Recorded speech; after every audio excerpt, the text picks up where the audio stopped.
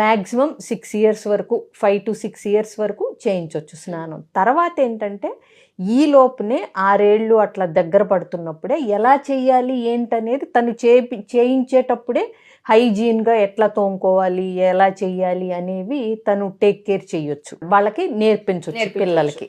ఇంకొకటి 6 ఏళ్ల తర్వాత చేయించాల్సి వస్తే ఇవాళ పిల్లలకి ఫాదర్ టేక్ కేర్ చేయటం బెటరు.